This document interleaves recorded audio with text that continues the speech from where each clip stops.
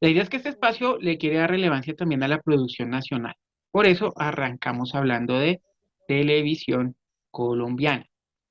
Y pues, ¿qué vamos a hablar? Evidentemente, todos están muy pendientes de lo que ha sucedido con la programación de los canales principalmente privados. Caracol, RCN, estrenaron hace una semana dos producciones, las cuales pues después de casi 10 capítulos, pues ya el rating de alguna manera, el gusto de la gente ha decidido, o por lo menos se ha decantado por una de las dos propuestas con las que llegaron ambos canales. Y les hablo desde luego de la telenovela de Andro Díaz del canal RCN. Sebastián, ¿la has visto? No la he visto como tal, pero sí he tenido como la oportunidad de ver como ciertos fragmentos y la verdad es que es una producción visualmente atractiva, no es la gran cosa, pero puede decir que cumple con ciertos estereotipos, se enfoca mucho más en lo que es la vida de él, pero me parece que en términos generales puede ser una producción que vale la pena, que pasa la prueba por llamarlo de alguna manera. Pues de eso queremos también comentar en este pequeño espacio, porque eh, ha trascendido esta semana, en la segunda emisión pues de la tanda de capítulos, que, que el canal RCN fue entutelado. Bueno, no de manera pues como que diga, uff, que va a ocurrir un episodio como el que atravesó Televisa con la serie de El Último Rey.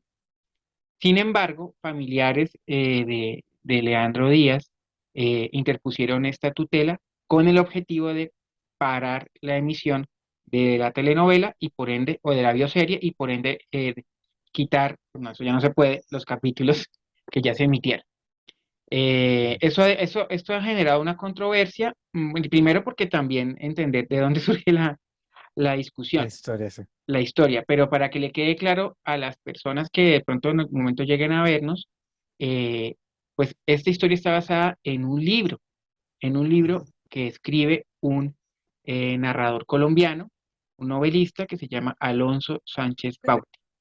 Y el negocio que hicieron fue Canal RCN con el escritor, con la editorial, para traer la historia, adaptarla.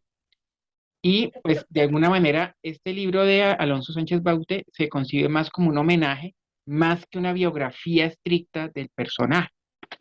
Lo que dicen por ahí es que es probable que la tutela, si bien ya fue admitida, no prospere. Entonces podría darse a entender que hay una pelea más que todo por la participación económica que implicaba de alguna manera el uso de nombres reales en la producción. Pues lo mismo más o menos como lo que trataron de hacer con lo de Vicente, si bien no es lo mismo, desde luego no se pueden comparar de alguna manera, pero tienen un poco el mismo origen, ¿no? Cuando tú haces parte de la historia de alguien, ¿cómo, y vas a salir en la historia, cómo sales tú? O sea, ¿cómo voy yo ahí?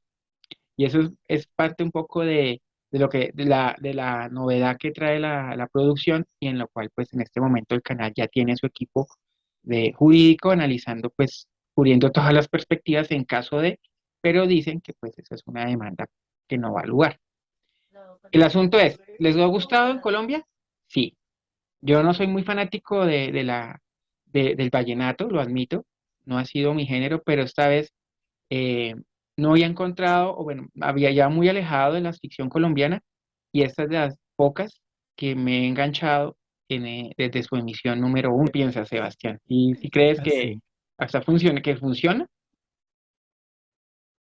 Sí, pues esto generalmente sucede con todas las bioseries de este tipo que tienen como personajes famosos para inspirarse, suelen demandar, generalmente no tienen como los derechos 100%, es decir, que la familia no está de acuerdo con este tipo de series que pues se basan más que todo en lo que es ficción, entonces no queda como gustándole al 100% de la familia y siempre se generan como ese tipo de demandas, de tutelas que si nos ponemos a ver nunca han como prosperado, nunca se ha sacado una producción del aire ni nada de eso, generalmente siempre se arreglan con lo que es ayudas económicas, digamos que se le da una parte a la persona demandada y con eso se soluciona el problema. Pero ese tipo de cosas así no, generalmente no prosperan tanto y como que no pasa absolutamente nada.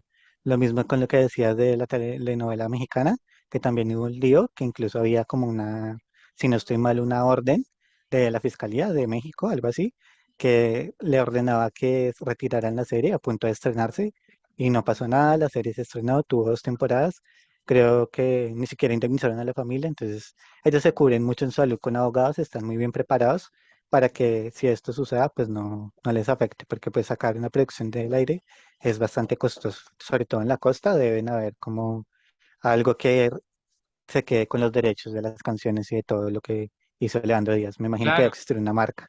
Y debe haber unos responsables de la marca. Por eso también fíjense que en esto, en los relatos que se hagan, y no solamente me refiero con las producciones audiovisuales, sino con los libros o películas o cualquier producto derivado que cuente la historia de o se inspire en la historia de alguien real, pues tiene que haber unos personas como unos beneficiarios de esos derechos. O sea, es posible que, desde luego, dicen que el hijo de Leandro, Ivo, es el que ha estado como más al frente de ese asunto y evidentemente eso debe generar problemas con la familia, con los demás familiares, que de pronto no hayan sido beneficiados con eso. Y de ahí que pues, se traten de agarrar para esto. El asunto es la historia, como la han contado, o por lo menos ignorando que tanto, porque la historia no lo advierte, al ser una adaptación de un libro que tiene elementos de ficción, pues sí pienso que, y lo hemos comentado en redes sociales, que el canal debería advertir qué tanto de la historia es ficción o no. Creo que Sí. en ese pedacito deberían haberse curado en salud, como para dejar más claro el origen de la historia. Porque si bien lo Sí, advierten que esto es una adaptación, pero la gente no mira los créditos. En cambio, si se sí, fijan en ese disclaimer donde te aclaran que la historia es una historia de ficción basada en o inspirada en tal obra y con lo demás, ¿no?